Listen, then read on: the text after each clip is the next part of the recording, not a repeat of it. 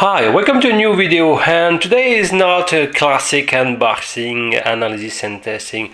In fact, this is the TopSkyF7X, and I will say immediately 20 of reviewers received some pre-release, pre-sample models. So there are still to be the final version, and there are some, I would say a lot of drawbacks.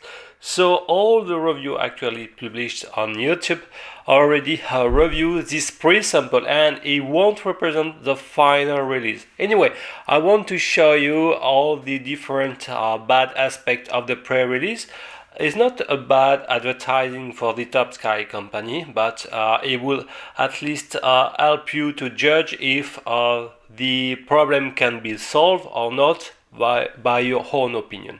So this TopSky is directly announced to be a direct Fairchild competitors. We have some new 720p built-in screen, even more 1280 by 720p per screen, with a new type of screen, some LCOS, liquid something on screen. Okay, I don't know exactly the acronym, the meaning of the acronym. And we have, like the Fairchild, the possibility to install some independent RF module. It's shipped with one antenna RF module, one monopole, but it should in theory be able to install some diversity. Okay, the question how the Fairchild's third-party module will be compatible or not.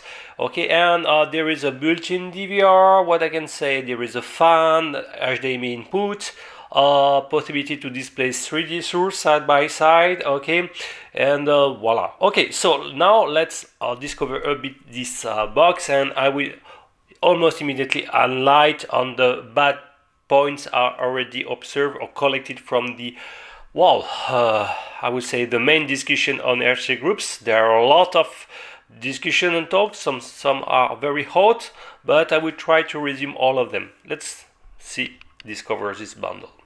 Okay, quick tour of all the accessories. We have a basic instruction manual, printed in color where you have the orange button. A specific one for the RF module, a cleaning tissue for the lens, and a bag of accessories where you have an AV-in cable ending to the 3.5mm jack connector. Okay, I can show you. It's a classic. And we have some HDMI adapter, okay, from a mini to micro to a full HDMI.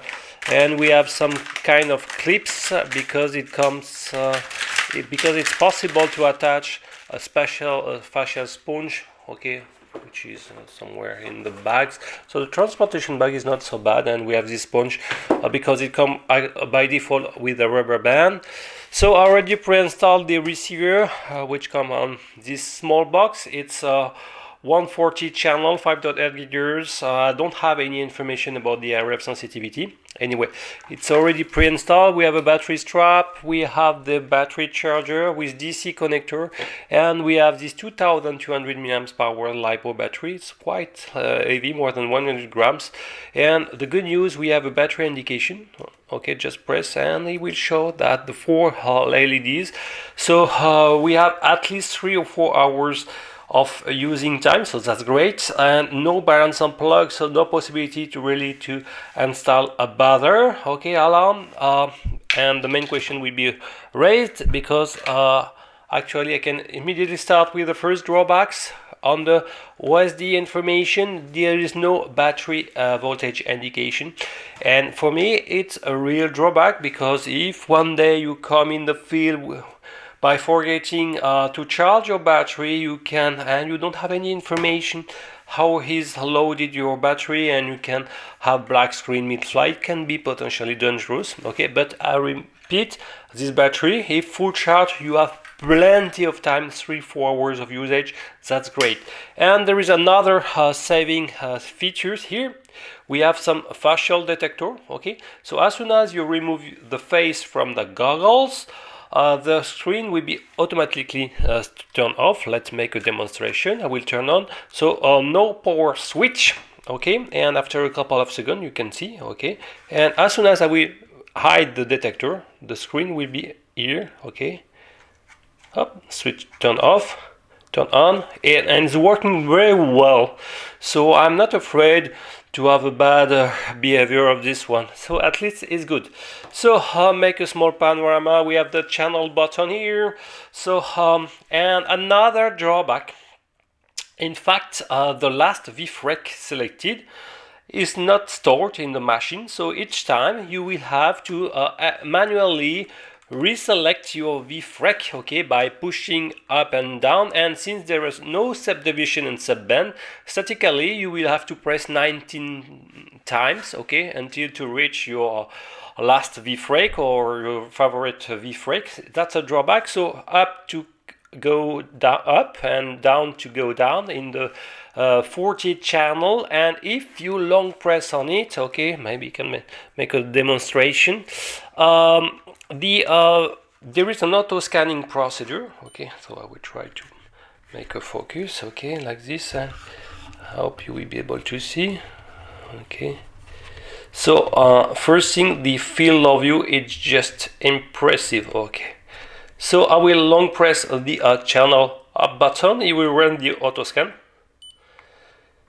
And look that every second the each frequency are scanned. It's a little bit low, but it's possible. Okay, so look how huge is the field of view, and be sure it's not completely taken into the camera. In fact, it's much more important. The field of view is great. So as you can see, there is an auto scan, no problem for that. A little bit slow, and what I regret is the absence of the RSSI display, okay, kind of histogram of all the power of each individual channel would have been great, like the Skyzen can do, and is not here. Okay, so we have two joysticks, and the left one, more or less with up and down, is controlling the screen. We have some basic brightness settings, so let's have a look. Okay, to the screen, and we will see in few instants. I will press what we can see. Okay, sorry.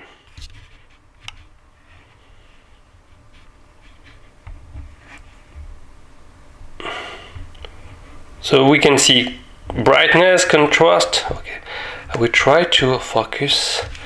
It's not so obvious on the screen. I should be here. I don't understand why I cannot.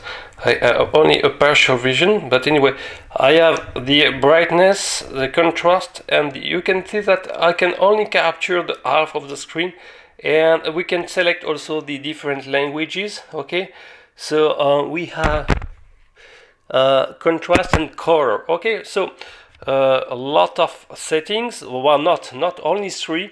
No aspect ratio setting, for example. So you are blocking 19 or 16:9 format.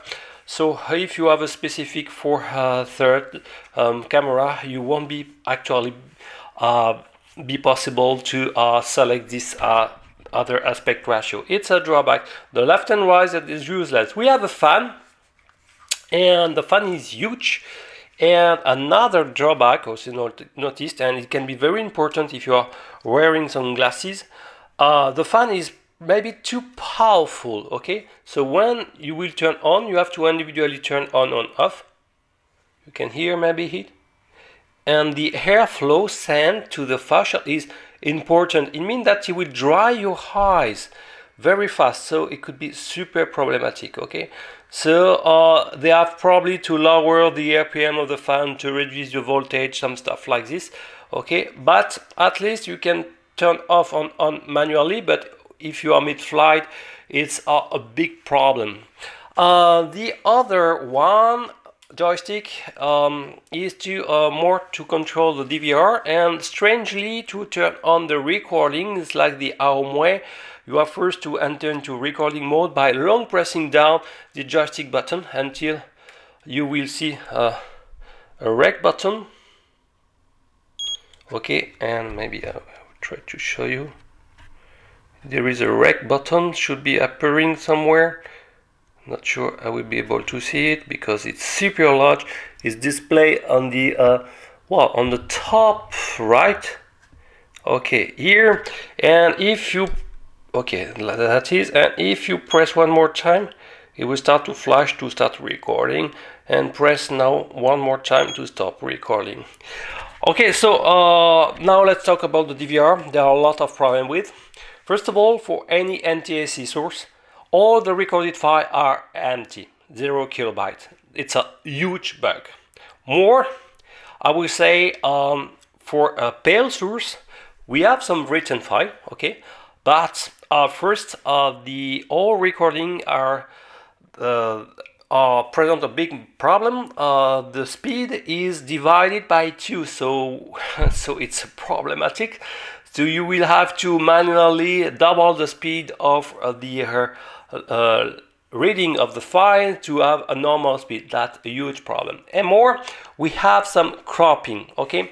So versus the original, we have the bottom, upper, and the left side. The left side a little bit less cropped, but at least I would say 20-30 upper line, bottom line are cropped, as well as the few line on the left.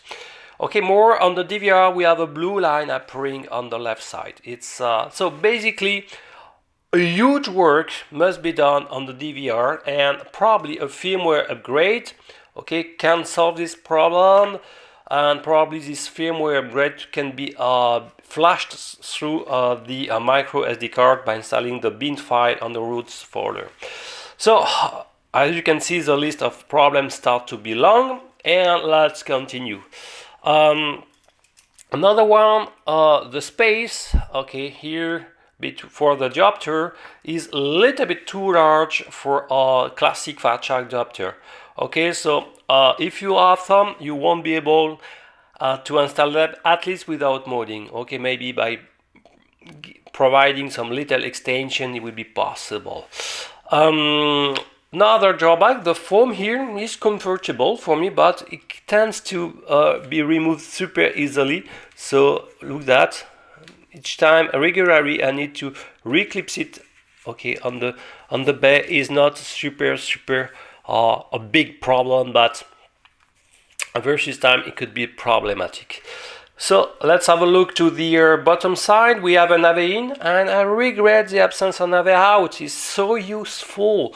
I don't know if you are not happy with the built-in DVR, at least you can connect your own one, own small external one. We have the DC in port, okay, so no power switch, directly plug the battery and it will start. A PS2 power connector for your head tracker, and there's also a free remaining bay for a potential head tracker. IPD settings, and it's great, is from 59 up to 72 millimeters. That's great. That's a good point. We can turn off here centrally the fan, and we have the RX button, switch button, so we can turn on off individually the RX. That's great. Micro HDMI port, and it's good news, I was able to display without any problem a 1080p source from my laptop without any specific problem. We have an earphone, okay, and on top here we have the volume of the earphone, so if you need some sound feedback, it will be possible. So it's a small panorama, and we have to access to all the bay to detach this front mask, okay, and one side is a little bit more harder, so it's not super tricky to detach, but it's okay. And I'm afraid versus time these small pads will break, okay, here, so probably versus time you will fly without this one. So we have the tube bay, and we have here on the right one more the dedicated RF one, okay, and we unplug the antenna. So this is a cloverleaf PSMA right polarization, and we have this cover, and we have this RF bay. We already pre-installed the shipped one, okay, and it's a 9 pins module, okay, so it starts to be, oh, maybe it's compatible with Fairchild because it's also 9 pins module. So okay, I will remove it gently, I will show you, okay, but the main problem is the free space, especially in 8 distance, in 8 dimension, so low, and most of third-party Fairchild RF module won't be compatible with this room. Okay, more the connector is inverted, so it means that your OSD display or your RF module will be inverted. And I will say the more important, this is the pin out is not completely, seems to be not completely fully compatible with the far track module, especially for the channel selection. According to the IC and for all the modules already tasted, the V-frake with the button is not working. So it means that probably TopSky want to impose his own format of receiver. I'm sure there will be a diversity system offered by TopSky, okay, compatible with their own product for sure. And well, so we can regret the non-fully compatibility with the far track. Yes. Is it a big drama in my point of view? Wow, if the diversity system, the future diversity system of the TopSky is good enough, it won't be a drama for me, okay? They want to sell their own module, I can understand, and maybe if this mask is popular, some other third party will deliver also some compatible RF module with this goggle, so it won't be a problem. Another point, observe that look that you have some gap, okay, with the pin connector. So even when the cover will be installed, I found that you don't have to stress too much the connector, the PCMA connector.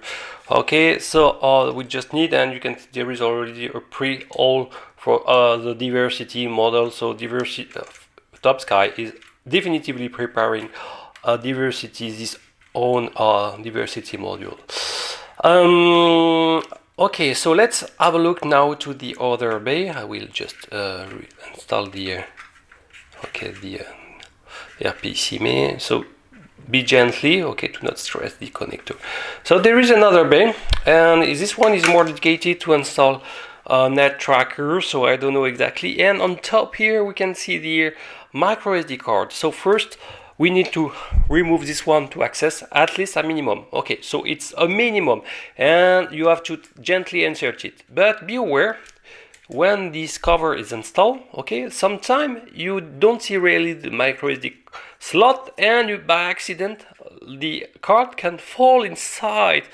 And it's a drawback, so you will have to check your goggles like this to let the card fall, and in the worst case, I would say, you will have to even disassemble your goggle to retrieve it. Oh, it's a bad design in my point of view. Why they didn't install on top here without any problem? It would be directly available.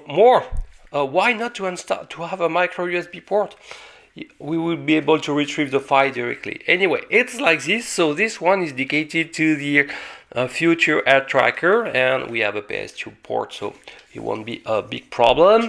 So as you can see, the list is continued to increase, and well, so as I mentioned, the DVR firmware is completely buggy. Okay, so where's this is this side, and we need a huge works, and currently they are already working. I got a chat talk with the TopSky my contact, so they are working. What I forget to mention, blah blah blah, there is a lot of problem. The VBAT is not monitoring, slow scanning. I've got a huge list address. Okay, I will this overlay. Yes, I will say, and I will finish by probably the most problem about the screen. So it's using a new technology, LCOS. So I don't really understood everything from this new technology, but I can say that there are some mirror effects, okay, on the background, and there is probably the screen is projecting by the upper side or downside, I don't know, but the consequence, there is some ghost effect, so some reflection, okay, and it could be problematic. I will try to highlight it. So especially when you by accident your eyes is looking up or down, you can see clearly this reflection. So when you look just front, to be honest, I'm not super suffering of this ghost effect. Okay, we can have some problem even in direct light when, for example, you're flying with your quadcopter into, I would say, with some trees or high density vegetation, and we have some dark zone on the bottom side and some very clear and strong light on the top part. Okay, and if we have some OSD information, for example, for this machine, I will show you. I voluntarily spread some OSD information. Okay, so I will show you on my external DVR. FPV monitor, sorry, turn on it. Okay, so look that we have some OSD information on the four corner. Okay, so if we have such information, so with the light zone on top and dark zone on bottom, you will see that the ghost reflection. Okay, don't worry, this is my beeper of the quadcopter. So I will turn on the okay, and as I said, each time we have to reselect manually the refract. It's super annoying, so we have to press, I don't know, many times. Okay, I'm close to. Okay, so now I can see the image, as you hope you will be able to see. So look like you can see clearly the reflection. I try to see. And I think also there is a front glasses also, and the quality of this one is not super great. So I hope you will be able to see there is some kind of reflection. Yes, I can catch it. Look that on top we have some reflection, and on the bottom side also look that we'll be able to see the reflection. Is not indirect, is not a problem, but when you have an indirect, you can even see mirrored the OSD information on your direct line of sight, so it could be super problematic. So what to do? Probably all the bay of the lens should be more dark with more light absorbing material. Okay. Second point, some people think that when you are using the RF channel, so when the image quality is not super great. Okay, so we try to move this quadcopter and try to make a focus, but yes, in this case is not so bad. So okay. Okay, so for me, you can see these lines. Okay, so be aware it's also coming from my camera.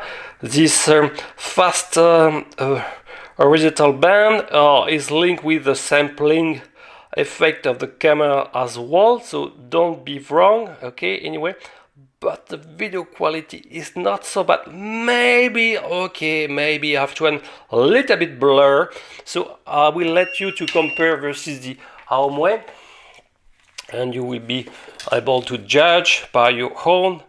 Okay, so I will turn on the Aomway. Actually my daily one.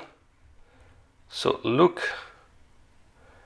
it seems that effectively the Aomway is more precise.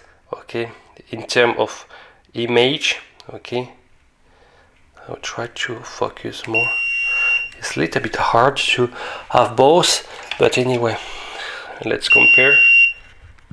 Oh, what's happened? Yes, it's clear also we are suffering of more flickering effect on this one. I will check. Yes, that is not visible by human eyes, don't worry, it's more a camera artifact. Okay, so what I really like with this Top 7 is the easier field of view, impressive, immersive. Okay, so I can even capture all the field of view with this camera. Okay, it's huge. So as you can see, the details, I will try to focus. Look, the border a little bit blurred, despite to be HD screen. So it means that I will turn off this quadcopter. Annoying. I know this is my FPV monitor yelling like this. Okay. Okay, so he's yelling, and I will show you. And there is a little bit blur from. Try to focus. Yes. Look at that. It's not super clear and crisp and precise. I will try to show you the same on the Aomway.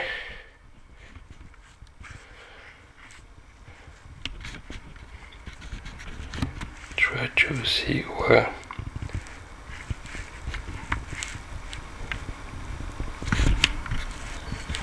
It's hard to target the same, but it should be possible.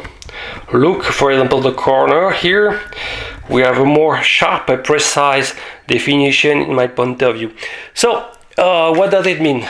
And it's true for the RF channel of the TopSky. It means probably some signal processing is done. Okay, so since they are HD screen, and we want to display a RF source, a CVBS source, probably there are some encoding to downscale the HD resolution to this from this one, which is only a D1 pale, so something about 756 by 720 by 576. So there is some upscale operation, sorry, to be correctly displayed on this HD resolution. So maybe this encoding stage is blurring a little bit the image. It means that if you display an HDMI source, the image is full clear. I don't have any problem. One is good, so pretty good. So it's more or less linked with the RF channel, so maybe some other processing must be done, etc. In terms of cropping, I observe that there is some cropping for pale source, not catastrophic. You will see I will display the photo of this OSD information I install in the four corner, and you will see that the cropping is not super important. Well, the best result I obtain is with this Boscam GS922. They are displaying amazingly. It can be my favorite goggles, but the screens are fully buggy, turn off by itself, mid-flight, display some red color. So this one are almost out of order. Please, Boscam, deliver the new model, and by keeping the same DVR, this one is the best I have, and far better from the Aomway, or even more better than the Skyzen, at least for pale source. This is my internal comment in terms of DVR. So can this at least this ghost reflection can be solved? I think yes, by installing more absorbing material, by changing maybe the quality of this lens here, by cleaning here, maybe, I don't know. So I think most can be removed. Look that we have some free area where the light can enter. Look that. I think this should be more protected gel into black area, and it will be offer better. But this is the gap for the for the ESD adjustment. So there is not a lot of maybe by changing the red color is a good idea, but this should maybe turn into black. I don't know exactly. For the RF input, blurring, little blur aspect, I don't know. So maybe the processor is not strong enough to encode into HD resolution, so they have to lower the bit rate, and this is why it can explain this little blur effect. I don't know. So it's one of my expectations. I don't know exactly what's happened. So as you can see, I try to make a small overview of all the byte points of the pre-release sample. Be sure that most will be solved. Okay, they are working hard on, so I don't want to send bad things about TopSky. Okay, it was sent for raw viewers, and in order to collect all the bad points. I think the DVR problem can be solved very easily by a firmware upgrade. I think the ghost effect can be at least mostly reduced. For the RF blur effect, I think they have to work probably on the firmware, different firmware parameter of the built-in encoder, or maybe it's just a question of designing another low pass filter of the RF signal input, because maybe it's blurring too much the signal, so the low pass is too important, is rejecting too much frequency, and some stuff like this. So I don't know exactly, but I think it should be possible. If they manage to solve everything, I think this goggle will become my favorite one. Actually, what I really like, I like this new detector, really good. I like the field of view of this one. I like the general look, okay, it's not bad. And well, what I want to be solved first, for me, I will say more the DVR, because the ghost effect for me is still I can still fly with, okay, to be honest. It's not super annoying, but the DVR is for me a killer detail. I would like also the VFrag be stored, and because it's very annoying each time to repress everything. For the USB, I don't know, maybe to installing a micro USB should be definitively a good thing. Okay, so I end this long videos. It's not really constructive, but I hope you have some raw information about this one. Actually, I think they need 1 or 2 months more works, okay?